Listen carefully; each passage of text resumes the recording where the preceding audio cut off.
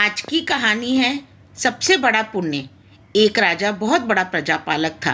हमेशा प्रजा के हित में प्रयत्नशील रहता था। वह इतना कर्मठ था कि अपना सुख, ऐशो आराम सब कुछ छोड़कर सारा समय जन कल्याण में ही लगा देता था।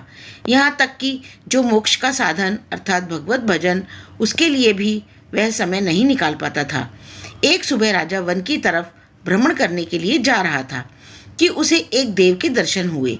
राजा ने देव को प्रणाम करते हुए उनका अभिनंदन किया और देव के हाथों में एक लंबी चौड़ी पुस्तक देखकर उनसे पूछा, महाराज, आपके हाथ में यह क्या है? देव बोले, राजन, यह हमारा बही खाता है जिसमें सभी भजन करने वालों के नाम हैं। राजा ने निराशा युक्त भाव से कहा, कृपया देखिए तो इस किताब में कहीं मेरा नाम भी है या नहीं। देव महाराज किताब का एक एक पृष्ठ उलटने लगे, परंतु राजा का नाम उन्हें कहीं भी नजर नहीं आया। राजा ने देव को चिंतित देखकर कहा, महाराज, आप चिंतित न हो, आपके ढूंढने में कोई भी कमी नहीं है। वास्तव में ये मेरा दुर्भाग्य है कि मैं भजन कीर्तन के लिए समय नहीं निकाल पाता हूँ और इसीलिए मेरा नाम यहाँ पर नहीं है। उस दिन राजा के मन में आत्मग्लानि सी हुई, लेकिन इसके बावजूद उन्होंने इसे नज़रअंदाज कर दिया और पुनः परोपकार की भावना लिए दूसरों की सेवा करने में लग गए। कुछ दिन बाद राजा फिर सुबह वन की तरफ टहलने के लिए निकले तो उन्हें वही देव महाराज के दर्शन हुए। इस बार भी उनके हाथ में एक पुस्तक थी, लेकिन इस पुस्तक के रंग और आकार में बहुत भेद था और यह पहले वाली पुस्तक से काफ़ी छोटी भी थी। राजा ने फिर उन्हें प्रणाम करते हुए पूछा, महाराज, आज कौन सा बही खाता आपने हाथों में लिया हुआ है? देव ने कहा, राजन, आज के बही खाते में उन लोगों का नाम लिखा है जो ईश्वर को सबसे अधिक प्रिय हैं। राजा ने कहा, कितने भाग्यशाली होंगे वे लोग। निश्चित ही वे दिन रात भगवत भजन में लीन रहते होंगे।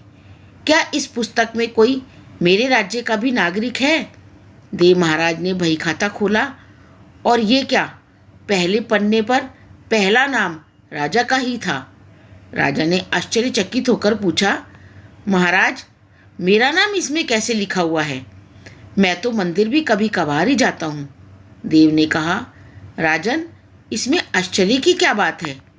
जो लोग निष्काम होकर संसार की सेवा करते हैं, जो लोग संसार के उपकार में अपना जीवन अर्पण करते हैं, जो लोग मुक्ति का लोभ भी त्याग कर प्रभु के निर्बल संतानों की सेवा सहायता में अपना योगदान देते हैं, उन त्यागी महापुरुषों का भजन स्वयं ईश्वर करता है। हे राजन, तू मत पछता कि तू पूजा पाठ नहीं करता। लोगों की सेवा कर, तू असल में भगवान की ही पूजा करता है। परोपकार और निस्वार्थ लोक सेवा किसी भी उपासना से बढ़कर है।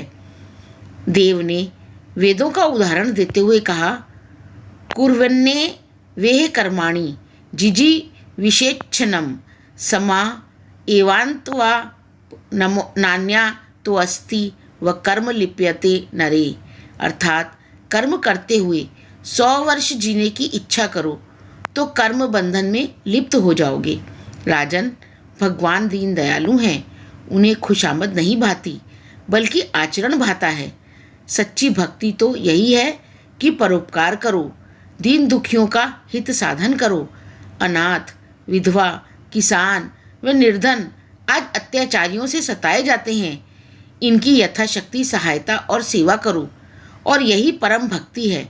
राजा को आज देव के माध्यम से बहुत बड़ा ज्ञान मिल चुका था और अब राजा भी समझ गया कि परोपकार से बड़ा कुछ भी नहीं, और जो परोपकार करते हैं वही भगवान के सबसे प्रिय होते हैं। मित्रों, जो व्यक्ति निस्वार्थ भाव से लोगों की सेवा करने के लिए आगे आते हैं, परमात्मा हर समय उनका कल्याण करने के लिए यत्न करता है। हमारे पूर्वजों ने भी कहा है, परोपकाराय पुण्याय भवति, अर्थात दूसरों के लिए जीना, दूसरों की सेवा को ही पूजा समझकर कर्म करना, परोपकार के लिए अपने जीवन को सार्थक बनाना ही सबसे बड़ा पुण्य है। और जब आप भी ऐसा करेंगे तो स्वतः ही आप भी ईश्वर के प्रिय भक्तों में शामिल हो जाएंगे। यदि यह कहानी आपको अच्छी लगी तो इसे लाइक, सब्सक्राइब और शेयर ज़रूर करें। धन्यवाद।